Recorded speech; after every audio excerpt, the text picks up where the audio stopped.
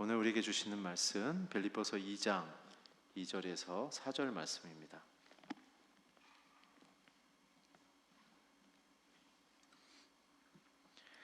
세 절이니까요. 우리 한 목소리를 읽어주시면 감사하겠습니다. 함께 읽겠습니다. 시작. 같은 생각을 품고 같은 사랑을 나타내며 한 마음으로 같은 것을 생각함으로 기쁨을 충만하게 하십시오. 무엇을 하든 이기심이나 허영으로 하지 말고 서로 겸손한 마음으로 다른 사람들을 자기보다 낮게 여기십시오. 여러분은 각자 자기 자신의 일을 돌아볼 뿐더러 다른 사람의 일도 돌아보십시오. 아멘. 기도하고 말씀 나누겠습니다. 하나님 감사합니다. 오늘 귀한 주일을 허락하심을 감사하고 하나님을 사랑하는 우리 귀한 성도님들 주 앞에 나와 주의 이름을 높여드리며 예배하며 나가십니다. 오늘 주님 하늘문을 여셔서 쌓을 것이 없는 주님의 사랑과 그 은혜로 우리 귀한 성도님들의 영혼과 또한 마음과 가정 위에 하나님 넘치도록 부어 주시옵소서. 오늘 이 말씀을 통하여 우리의 영혼이 하나님께로 더 깊이 들어가게 하여 주시옵소서. 예수님의 이름으로 기도했습니다. 아멘. 네, 우리는 빌립보서 2장을 통해서 기쁨의 관계를 이루는 키워드를 지금 살펴보고 있습니다. 지난주에는 기쁨의 관계를 이루는 키워드 첫 번째로 두 가지를 말씀드렸죠. 권면과 무슨 사랑의 위로, 성령의 교제에 대한 부분을 나눴습니다. 지난주에 함께 나오는 권면은 분열하지 말고 한 마음으로 연합하라.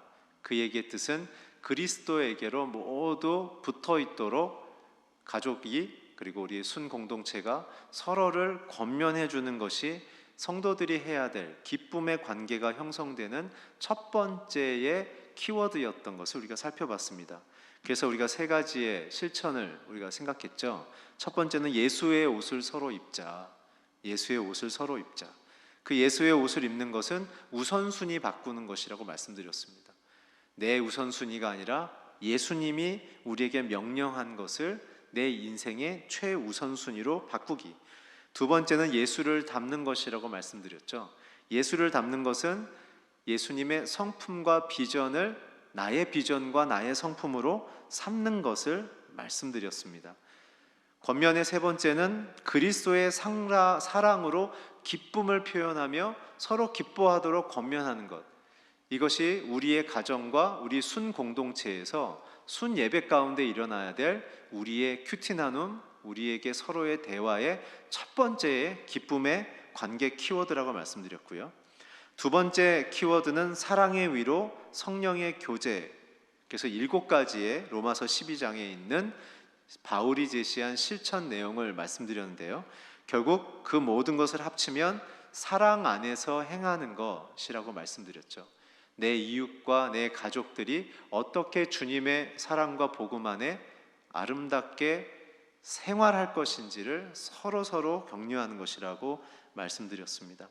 오늘 거기에 이어서 오늘도 두 가지, 그러니까 세 번째, 네 번째의 기쁨의 관계를 이루는 가족들 안에서 순 공동체 안에서의 키워드 두 가지를 오늘 이제 이야기를 함께 나누려고 합니다.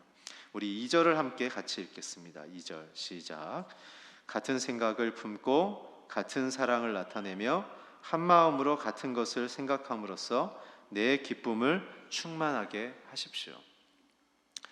오늘 사도 바울이 지난주에 이어서 이제 세 번째 키워드를 꺼내면서 갑자기 같은 생각, 같은 마음 이것을 강조하기 시작하죠. 특별히 같은 생각을 굉장히 강조해요.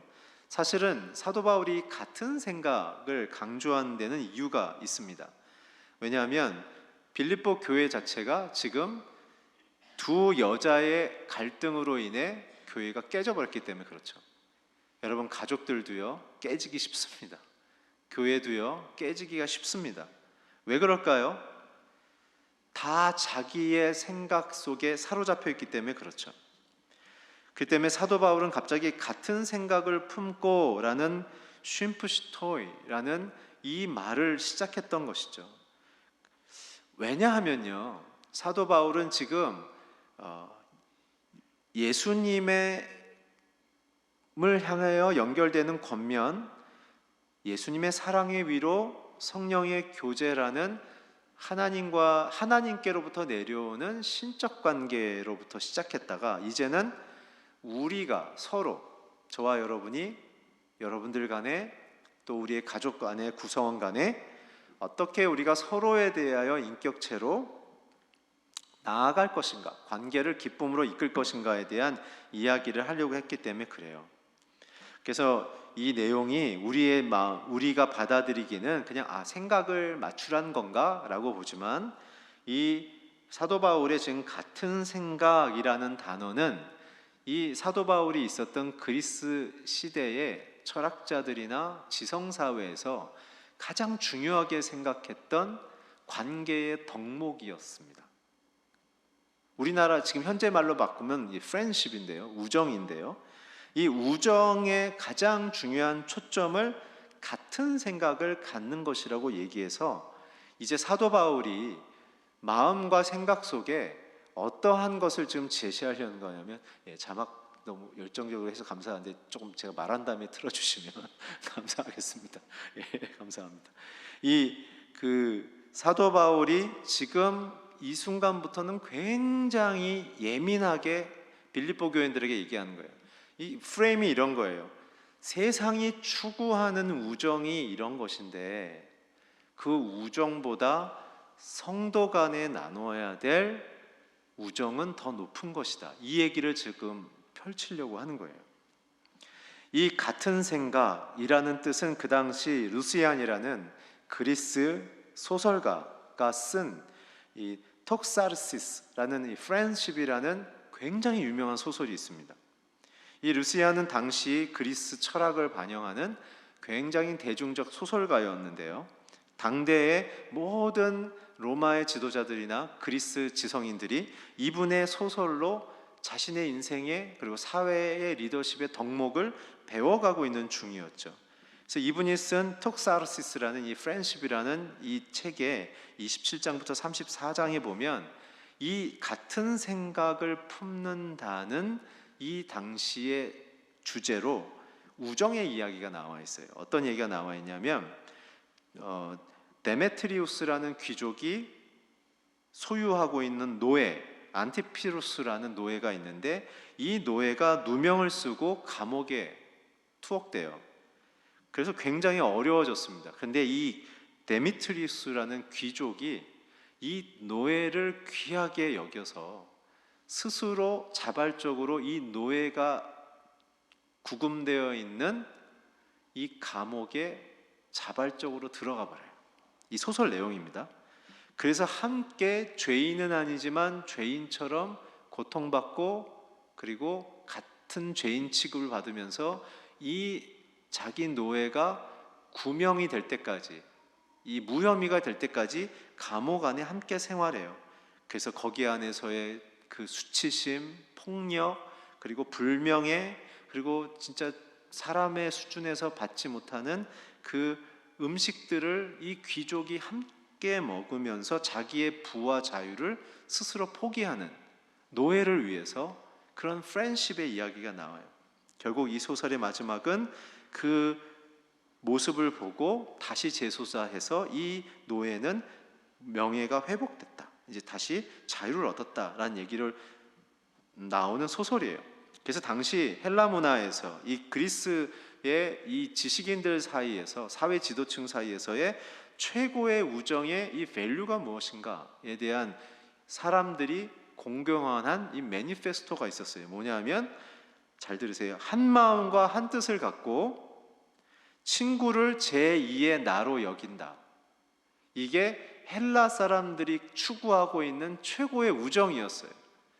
그래서 바울이 너네들이 그리고 사회가 추구하고 있는 우정이 한 마음과 한 뜻이며 친구를 자기 몸처럼 자기 인격처럼 여기는 것이 세상이 추구하는 최고의 우정이라면, 그러면 빌립보 교인들이요, 지금 열심히 사역하자고 시작했다가 예수님으로 시작했다가 자기로 끝나는 지금 이러한 수치스러운 세상보다 못한 지금 상태에 있는 당신들이요,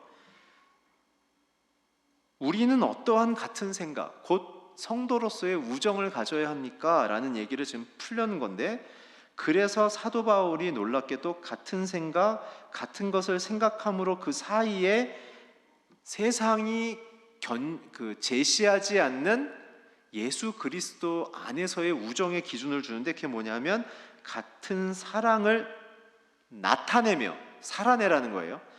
같은 사랑을 살아내며 마음을 하나로 품어야 한다. 지금 헬레니즘의 루시안이 보여주고 있는 대표적인 이 우정, 특별히 이 우정에 대한 내용은 아리스토텔레스가 제시한 내용인데요.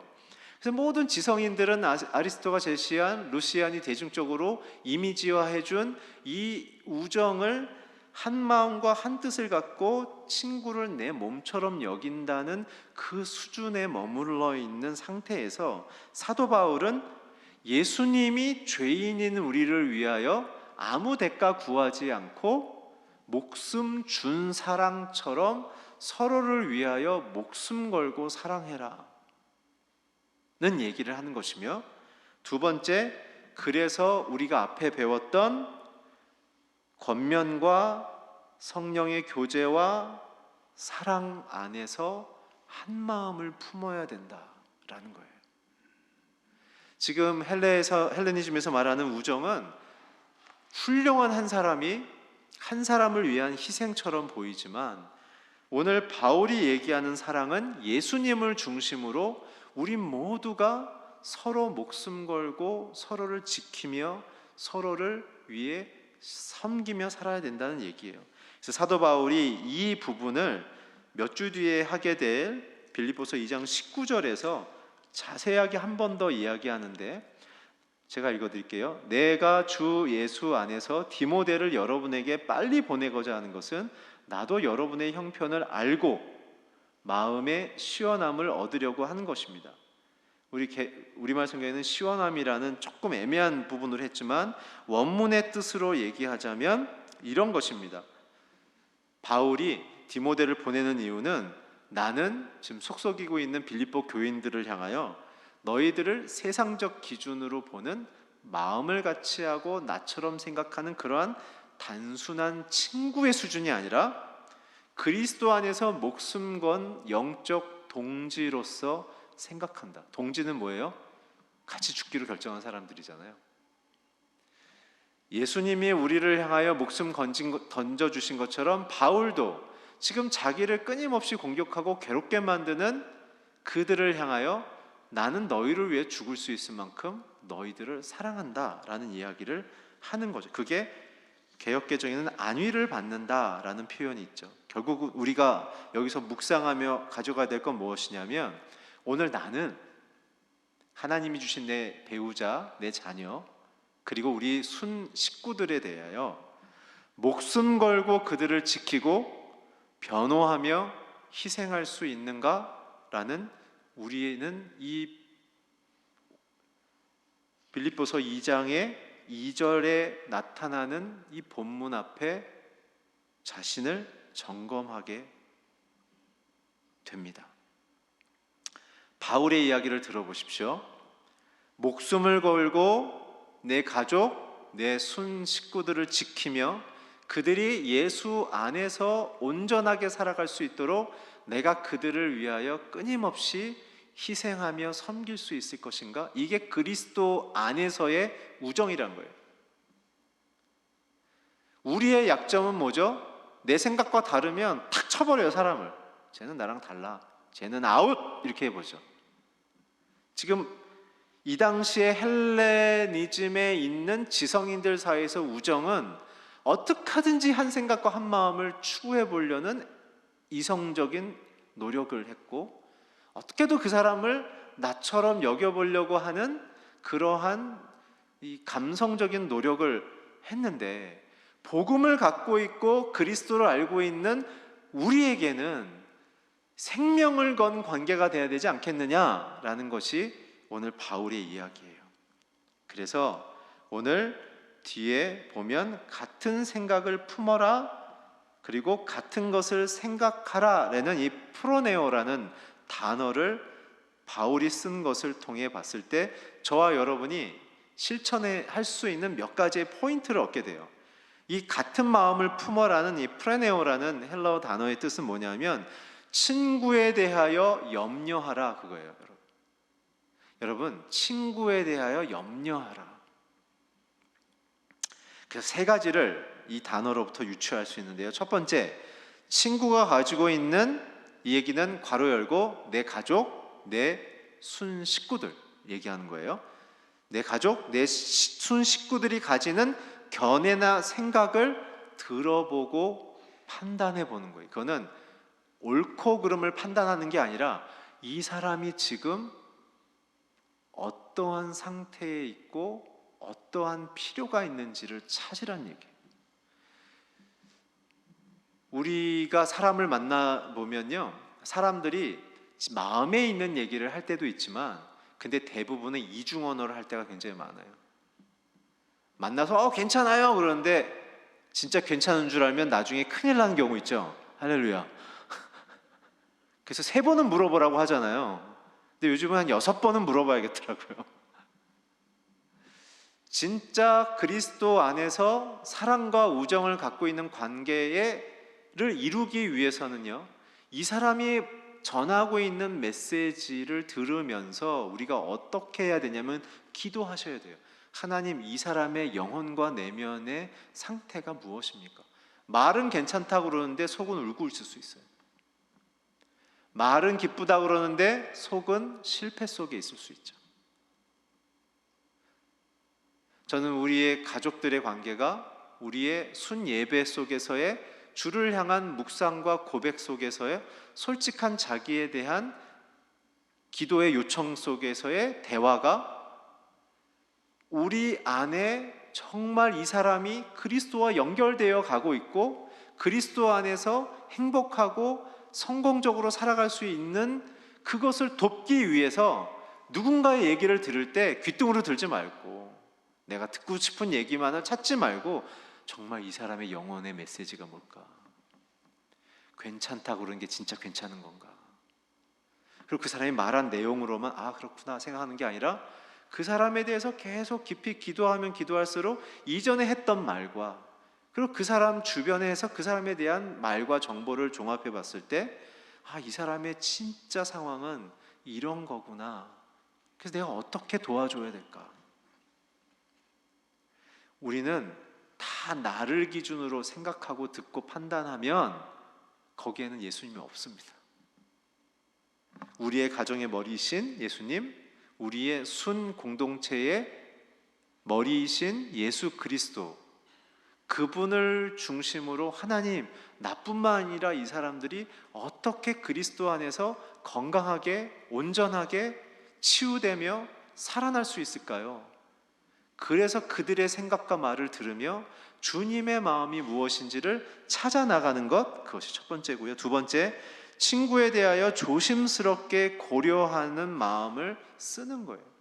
여러분, 누군가 도움이 필요할 때 내가 도와줄게 이렇게 하고 나가면요, 도움 받는 사람이요, 여러분 너무 불편해요. 예수님 보세요.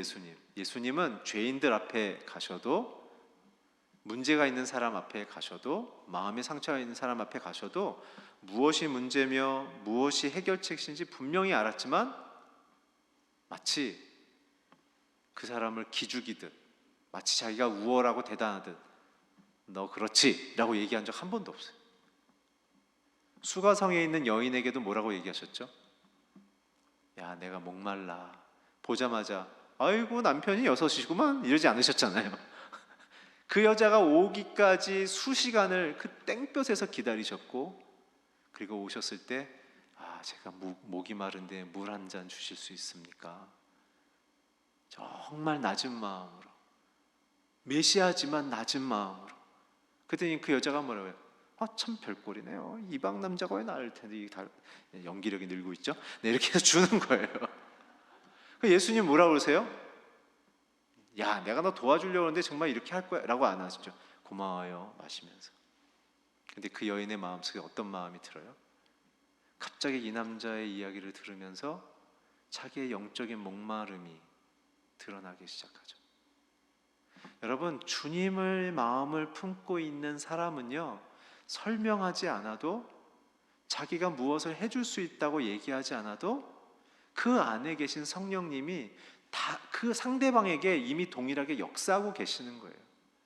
내가 설득하고 내가 해석해주고 내가 가르치려고 들지 않아도 내가 주님의 마음으로 그 사람 옆에 있어주는 것만으로도 그 상대편은 자기의 문제가 무엇인 줄 알며 어떻게 무엇을 구해야 될지를 성령께서 역사하기 시작하는 거예요. 우리의 실수는 무엇이냐면, 내가 하나님처럼, 내가 해결자인 것처럼 사람들에게 나타나며 가르치며 사람들에게 결론을 내리려고 하는 위험한 인생을 사는 것이죠. 그 결과는 외로움밖에 없어요, 여러분. 힘 있고 돈 있을 때는 사람들이 기분 나빠도 붙어 있지만 시간이 지나면 사라지게 돼 있어요. 오늘 그렇기 때문에 사도 바울이 우리에게 가르치는 거예요. 예수님이 우리를 대하셨던 것처럼 여러분들도 여러분들의 가족에게, 여러분들의 교우들에게 예수님이 나를 조심스럽게 대한 것처럼 예수님의 마음으로 조심스럽게 함께 머물러 있으세요 라고 얘기하는 거죠. 세 번째는 뭐냐면, 이러한 조심스러운 생각에 근거해서 친구에 대한 태도를 계속 발전시키고 마음을 쏟는 거예요. 여러분, 한 번 도와주고 끝나는 건 그건 사랑 아니에요. 잘 될 때까지 도와주는 거예요. 잘 될 때까지. 우리가 갖고 있는 최선은 3번이죠. 3세판 3번 참고 3번까지 도와주는 거예요.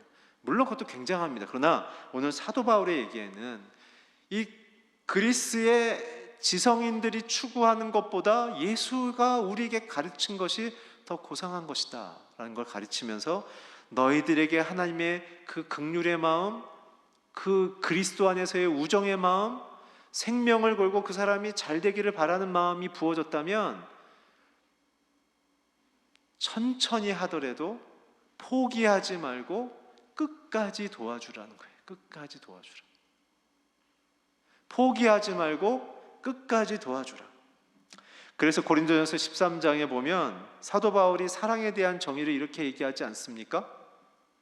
사랑은 오래 참고로 시작하죠. 상대방을 향하여 오래 참는 거예요. 왜요? 주님이 나를 향해 오래 참고 계시니까.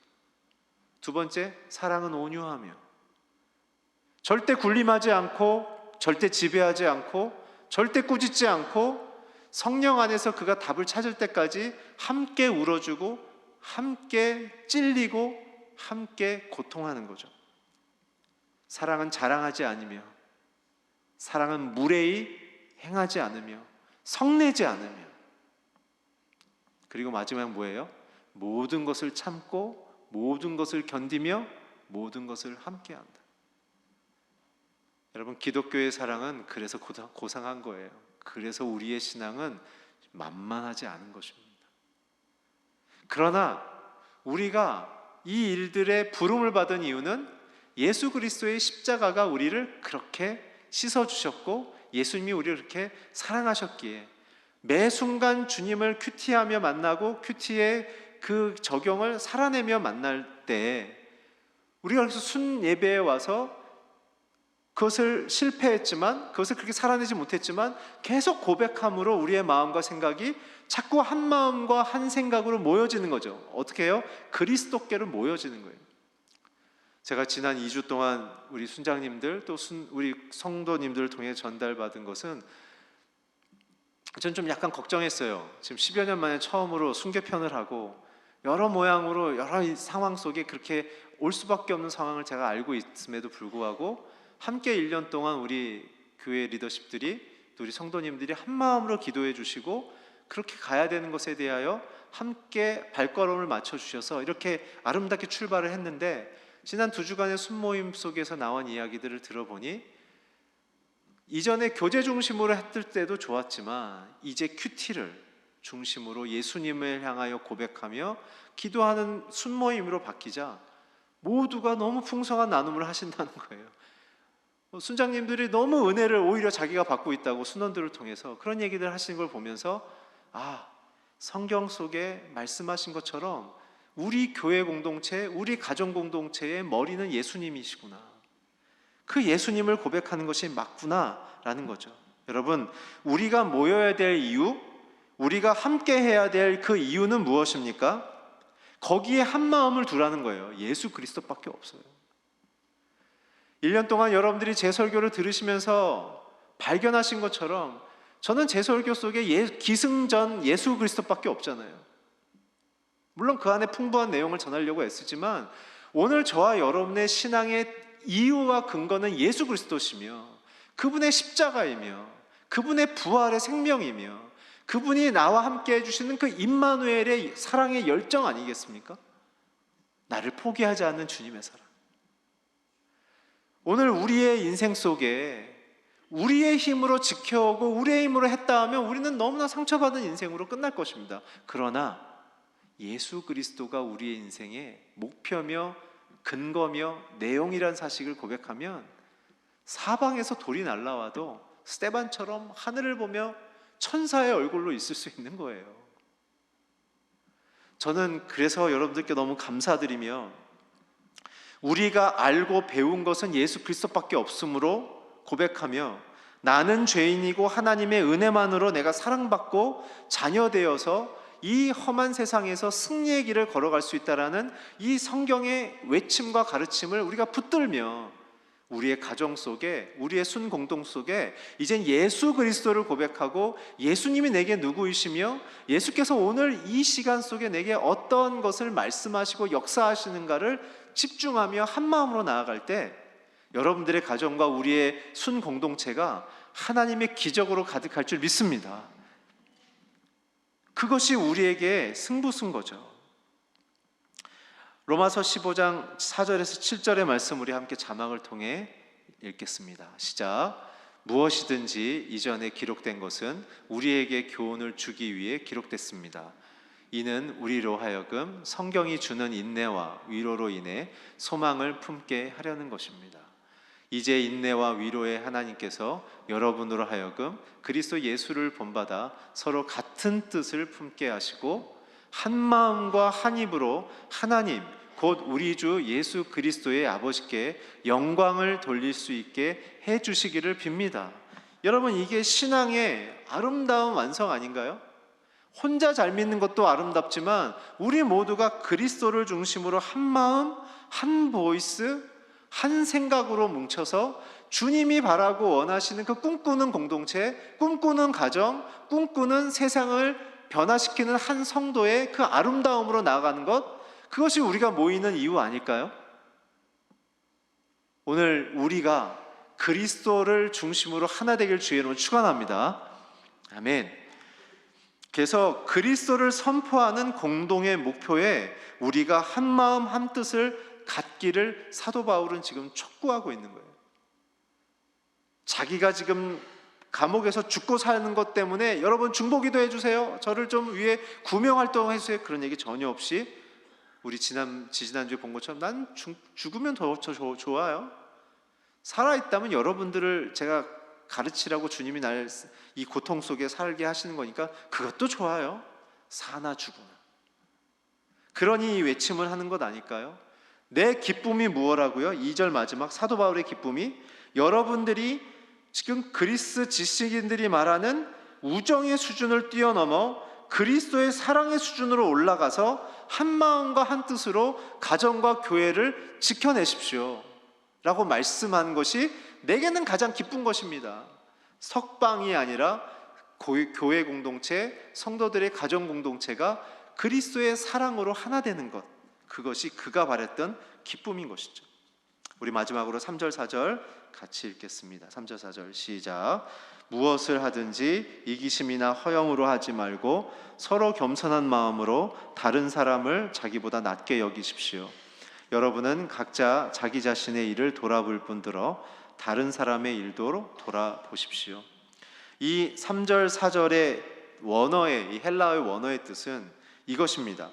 다툼에 따르거나 허영을 따르는 아무것도 따르는 그러한 행동을 하지 말라는 거예요. 다툼이나 허영을 따르는 행동을 하지 말라는 것이죠. 왜냐하면 지금 빌립보 교회는 지금 두 여인의 개인적 관계 속에, 두 여인의 감정 속에 대립하고 깨지고 두 쪽으로 갈라져 버렸기 때문에 그래요. 그래서 사도 바울은 지금 세상의 우정을 뛰어넘는 그리스도를 향한 한 생각 한 마음을 얘기한 이후에 이제 다툼과 허영을 하지 말라고 이야기를 하는데요. 그럼 왜 다툼과 허영을 하지 말라고 했을까요? 바로 그것은 2절에 나와 있는 한 마음과 같은 마음을 깨는 원인이 다툼과 허영이기 때문에 그래요. 여러분들의 가정, 우리의 순 공동체를 깨는 것은 바로 이기심과 허영, 다툼과 허영 때문이라는 것을 사도 바울이 이야기하는 거예요. 그러면 도대체 이 허영과 다툼, 이기심과 이 허영심은 뭘까요? 정의를 내어드리면 이 허영이라는 그 헬라어 말은 무엇이냐면 캐노독시안이라는 뜻인데, 이것은 캐노스, 내용이 없다, meaningless, 그 다음에 독사, glory, 영광이란 거예요. 결론, 허영은 내용 없는 영광이나 자랑을 얘기하는 거예요. 가정에서 내용 없는 자랑하지 말라. 내용이 뭐예요? 그리스도와 연결되지 않는 자기 자랑하지 말라예요. 두 번째 다툼, 에리테리아인데요. 이건 뭐냐면 사람의 이익, 정치적인 공직을 쟁취하려는 야심을 교회 공동체를 이용해서 가지려고 하지 마라. 사람들한테 인기였고 지지였고 그 힘을 얻어서 비즈니스하고 그리고 세상에 나가서 뭔가를 휘두를 수 있는 정치적인 팔로워의 근거를 만들지 말라. 오직 뭐예요? 이 얘기는 자기 자랑이나 교회 공동체의 목표와 다른 자기의 개인적 야심을 이루려는 방식으로 교회 안에서 행동하고 말하지 말라는 얘기예요. 왜요? 아까 목노아 얘기 드렸잖아요. 교회 공동체는 예수 그리스도와만 연결되어져 있어야 되기 때문에 그래요. 그리고 그리스도가 나를 대하듯 우리 서로 그렇게 조심스럽게 그리스도와 연결되어 있는지 그리스도를 향하여 나갈 수 있도록 계속 끊임없이 서로를 돌보는 사랑이 있어야 하기 때문에 그렇죠. 그래서 우리의 모든 근거는 예수 그리스도이기 때문에 나의 영광, 나의 이익을 부합하는 모든 말은 하지 말라는 거예요. 그래서 3절에 바로 얘기하죠. 하지 말고 뭘 추구하라고요? 겸손한 마음으로 다른 사람이 나보다 훌륭하다고 생각해라는 거예요. 이 겸손을 추구하라는 이 단어의 뜻은 뭐냐면 두 가지입니다. 하나님과 하나 되십시오. 두 번째, 하나님이 주신 자기의 사명대로 살아가십시오. 그게 겸손인 거예요. 겸손이, 험불은요, 아우 제가 뭘 해요는 교만이에요, 여러분. 그럼 할 줄 모르는데도 시키면 감사해야죠. 자기가 원하는 게 안 왔으니까 안 하시는 걸 수도 있지 않을까요? 진짜 겸손은 뭐냐면 시키는 걸 잘하는 게 겸손이 아니고요. 성경에서 말하는 겸손은 뭐냐면 하나님과 하나 된 자기의 창조주의 그 창조주를 내 인생의 진짜 주인으로, 아버지로 맞이하는 하나됨을 추구하는 것이고요. 그럼 내 인생의 시작과 목적이 해석되는 거죠. 두 번째, 그래서 하나님이 내게 맡겨주신 사명대로 살기로 결정하는 거예요. 그래서 겸손은 뭔가 허영과 다툼과 연관해서 생각해 보면 자기 주장을 내려놓으라는 거예요. 주님이 꿈꾸시는데 우리는 올인하는 것이지 내 주장을 가정과 교회 공동체에서 사람들에게 강요하는 것은 그리스도의 공동체를 이루는데 방해가 된다라는 것이죠. 왜 사도 바울이 특별히 겸손을 강조했을까? 이 겸손은 금식과도 연결되어 있는 부분인데요. 이 금식과 연결된 부분은 무엇이냐면 두 가지입니다. 첫째는 하나님은 낮은 나를 택하셨다라는 뜻이고요. 두 번째는 비천하고 공고한 겸손한 자에게 구원을 주시고 돌보시기 때문이에요. 겸손한 자들을 하나님은 택하시고요. 두 번째, 구원과 돌보심을 허락한다는 거예요. 자기 주장으로 가득한 사람은요, 사람도 떠나고요, 하나님도 떠나십니다. 하나님의 사명을 품고 있는 자에게, 그러나 나는 할 수 없다고 말하는 자에게 하나님은 그 사람을 리더로 택하며 그 사람에게 구원과 하나님의 돌보심을 보이는 거죠.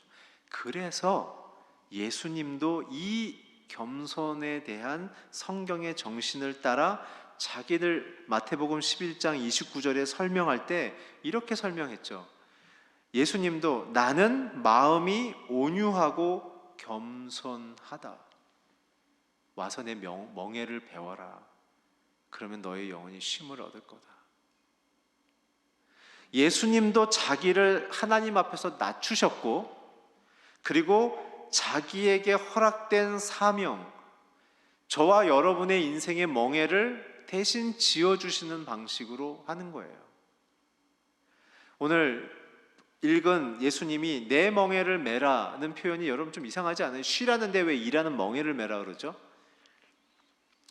이 중동 지방에서는요, 땅이 캐나다나 한국보다는 거칠기 때문에 이 개간을 할 때요, 쟁기를 갖고 개간을 할 때 소 한 마리로는 불가능하답니다. 그래서 소 두 마리가 한 멍에를, 어크를 메고 가는 거예요. 그래서 이 두 소를 그 멍에에 맬 때 제가 가서 물어보니까 이렇게 얘기하더라고요. 주인의 마음을 잘 아는 노련하고 나이 많은 소를 왼쪽에, 그리고 이제 막 혈기 속에 젊고 이제 태어난 지 얼마 안 된 철없는 이 젊은 소를 오른쪽에, 한 멍에를 매게 한다는 거예요. 그래서 어떻게 해요? 주인이 중동말로 이랴가 뭔지 모르겠지만 하여튼 이랴 이렇게 하면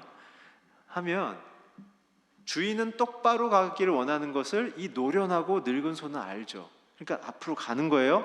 근데 이 옆에 소는 멍해도 귀찮고 뒤에서 채찍질하니까는 막 신경질 나고 그러니까 혼자 뛰는 거예요, 혼자.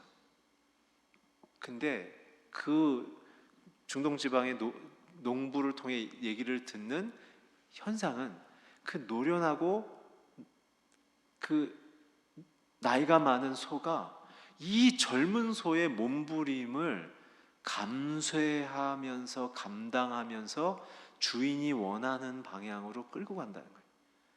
젊은 소가 오른쪽으로 튀면 늙은 소는 왼쪽으로 몸을 틀면서 이 멍에의 쟁기가 똑바로 가도록 자기가 알아서 이 젊은 소의 몸부림을, 이 젊은 소를 억압하는 게 아니라 이가 날뛰는 것을 감안해서 몸을 좌우로 흔들면서 등에 멍에 상처로 피가 남에도 끌고 간다는 거예요. 그래서 주님 말씀하는 거예요. 내 멍에를 맬래는 그 두 개의 어크의 내용에 한쪽은 예수님이 메고 있고 한쪽은 누굴까요? 저와 여러분이에요.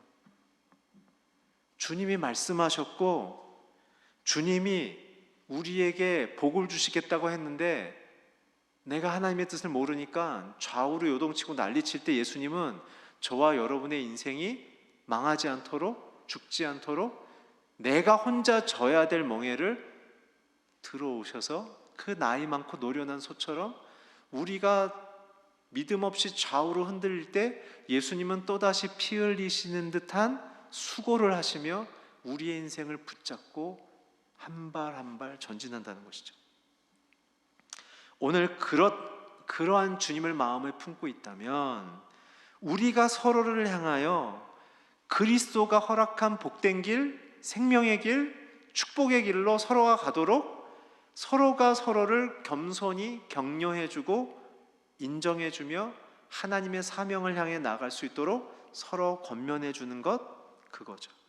따라서 사도 바울은 오늘 자기의 일만 보는 사람이 되지 말고 서로의 일을 돌아볼 수 있는 그러한 공동체와 가정이 되기를 오늘 자기의 목숨을 걸고 외치는 것입니다.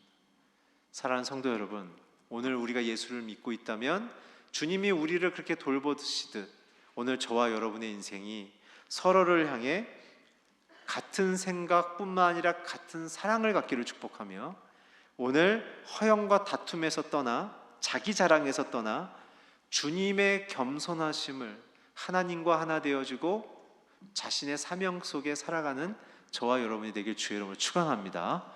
우리 함께 기도하겠습니다. 이 시간에 눈을 감고 기도합시다. 눈을 감고 기도할 때 여러분들의 식구들을 떠올려 보십시오. 사랑하는 내 배우자, 사랑하는 내 자녀들을. 오늘 우리의 관계 속에 세상이 제시하는 우정의 수준을 뛰어넘어서 오늘 서로를 향하여 그리스도에게 붙들려 있기를 서로 염려해주고 서로 기도해주고 서로의 마음을 끊임없이 살펴줄 수 있는 그런 친절하고 따뜻한 관계가 되게 해주십시오. 가정이 예수 그리스도의 십자가처럼 따뜻한 관계 되게 해주십시오. 밥만 먹고 잠만 자는 기숙사 같은 가정이 아니라 생명을 쏟아놓고 생명으로 붙들어주고 서로가 잘 되기를 응원해 줄 수 있는 같은 생각, 같은 사랑을 가진 가정 되게 해주십시오. 또한 나가서 자기 자랑에 빠져서 나는 너에게 이만큼 해주는데 너는 나한테 왜 이만큼밖에 못 해주는 이 허영과 다툼의 관계를 벗어나서 참된 겸손의 관계, 우리의 가정을 허락하고 만드신 그 창조주 하나님과 우리 모든 식구가 하나 되게 해주십시오. 그리고 우리 모든 식구들이 하나님의 사명 가운데 자신의 인생과 진로, 오늘 비즈니스, 오늘 학업, 하나님의 사명으로 나아가는 가정 될 수 있도록 하나님 우리의 가정 속에 하나님의 사랑, 하나님의 생각을 품게 하시고 다툼과 허영을 버려 참된 겸손으로 나아가는 우리의 모든 가족이 될 수 있도록 하나님 우리의 가정을 새롭게 하시고 임하여 주시고 고쳐주시고 회복되게 하시고 이 복된 삶으로 나아가 기쁨으로 충만한 가정 되게 해달라고, 모든 것이 하나님의 사랑 앞에 다시 한번 재창조되는 가정이 되게 해달라고 우리 함께 통성으로 기도하겠습니다. 사랑의 주님 감사합니다. 오늘 사도 바울이 얘기한 것처럼 같은 생각을 품고 그리스도의 사랑으로 나아가는 가정 되게 하여 주시옵소서. 우리의 가정 안에 그리스도의 사랑으로 열정이 회복되게 하여 주십시오. 목숨 걸고 우리를 사랑하시며 목숨 걸고 우리를 지키시며 목숨 걸고 우리를 섬기고 보호하시는 예수님, 오늘 주님의 그 목숨 건 사랑처럼 우리의 모든 배우자의 관계가, 부모와 자녀의 관계가, 형제 자매의 관계가 서로를 향하여 목숨 걸고 한 마음과 한 생각으로 나가게 하여 주시고 서로를 향하여 그리스도께 연결되기를 원하는 간절한 마음으로 서로를 향하여 포기하지 않고 끝까지 사랑하며 돌보며 섬기며 서로의 필요를 채우며 손잡고 눈물을 흘리며 기도하며 서로의 마음을 받아주며 함께 고통하며 함께 위로하며 함께 견디는 가정 될 수 있도록 하나님 우리 모든 교우들의 관계를, 가정을 회복시켜 주시옵소서. 우리의 가정이 오늘 빌립보서에 얘기하는 이 가정으로 회복되기를 원합니다. 하나님 우리의 가정 안에서 자기의 자랑들이 떠나가게 하여 주시옵소서. 하나님 내가 이만큼 했는데 왜 못해주냐는 그 섭섭한 마음들과 보상 심리들과 억울한 마음들이 다 떠나가게 하여 주시고 오늘 주님이 주시는 겸손한 마음 속에 하나님이 내 가정의 머리 되시며 내 모든 형제자매와 배우자의 창조주 되심을 고백함을 통하여 우리를 사랑하고 복되게 하시며 아름답게 이끄시는 그 사명의 자리로 나아가는 아름다운 인생으로 우리를 이끌어 주셔서 하나님 우리의 가정이 온전한 주의 약속 가운데 변화되며 회복되게 하여 주시고 생각과 말의 신앙으로 끝나는 것이 아니라 우리의 가정이 하나님의 심장 뛰는 하나님 예배의 공동체가 되게 하여 주시고 사랑의 공동체가 되게 하여 주시고 말씀을 따라 순종하는 하나님의 성령의 공동체가 되게 하여 주셔서 모든 가정이 주의 말씀으로 회복되어지며 변화되어지며 새로워지는 거룩한 변화들이 일어날 수 있도록 하나님 도와주시옵소서. 역사하여 주시옵소서. 우리의 가정 가운데 임하셔서 치유하시고 회복하시며 하나님 말로 사람의 노력으로 감당할 수 없는 이 모든 문제들을 오늘 사랑의 하나님 파도로, 하나님 사랑의 바람으로 다 떠나가게 하여 주시고 하나님 붙잡아 주시옵소서. 하나님 아버지, 오늘 사도 바울이 우리에게 목숨 걸고 외치고 있는 이 사랑의 기쁨의 관계를 이루는 이 키워드, 오늘 그리스도가 우리를 말없이 사랑하며 포기하지 않고 사랑하는 것처럼 오늘 우리도 같은 생각을 품으며 그리스도를 향한 생각을 품으며 그리스도로부터 오는 사랑을 공유하며 나아가는 가정 공동체 되게 하여 주시옵소서. 부부의 관계의 모든 장벽이, 상처들이, 억울함이, 분노들이 다 사라지게 하여 주시옵소서. 주님이 우리의 모든 관계의 화해자 되신 것처럼 오늘 성령께서 우리의 모든 가정에 오셔서 배우자 간에 있는 모든 말할 수 없는 작은 것으로 시작했지만 너무 커져버린 모든 문제 가운데 오늘 치유하고 회복하셔서 오늘 주님 앞에 같은 생각, 같은 사랑으로 나아가는 모든 가정이 될 수 있도록 하나님이 임하여 주시옵소서. 특별히 하나님, 자기 자랑을 버리게 하여 주시고 억울함과 보상 심리를 다 내려놓게 하여 주시고 오직 하나님이 내 인생의 유일한 기쁨이며 유일한 보상임을 깨달아서 창조주 하나님만을 붙잡게 하여 주시고 창조주 하나님만을 의지하게 하여 주셔서 오늘 모든 가정이 자기 자랑으로부터 엮이고 공격하고 찔리는 모든 상처로부터 해방되는 역사가 있게 하여 주시옵소서. 하나님, 오늘 그리스도의 사랑으로 덮어주셔서 참된 기쁨과 자유가 임하게 하여 주시고 마음의 용기를 허락하여 주셔서 하나님, 주님이 주신 사명의 자리, 화해의 자리로 나아가 하나님만을 바라보며 담대히 나아가는 모든 교우들이 되도록 하나님 도와주시옵소서. 특별히 우리 모든 손 공동체 가운데 은혜로 임하여 주시며 주인 되어 주셔서 감사합니다. 이 교회도 주님의 것이며 우리 모든 순 공동체도 주님의 머리이시며 하나님, 주님께서 임하셔서 말씀하시고 우리의 모든 교우들의 관계가 오늘 사도 바울이 말한 것처럼 그리스도의 사랑과 생각으로 하나로 품고 나아갔을 때 서로를 향한 사랑의 열정, 서로 모두가 그리스도께로 연결되기를 원하는 그 사랑의 열정과 권면을 하나님 우리가 포기하지 않게 하여 주시고 모일 때마다 예수 그리스도가 우리의 자랑이 되게 하여 주시고 예수 그리스도의 사랑이 우리의 기쁨이 되게 하여 주셔서 주님이 우리를 위하여 우리의 인생의 멍에를 메심을 기뻐함으로 눈물을 흘릴 때나 마음이 고통할 때나 주님의 이름을 부르짖는 순 공동체 될 수 있도록, 순 예배 될 수 있도록 우리 순장님들에게 기름 부어주시고 우리 순원들에게 성령의 충만함을 더하여 주시옵소서. 감사 찬양 드리며 예수 그리스도의 이름으로 기도했습니다. 아멘.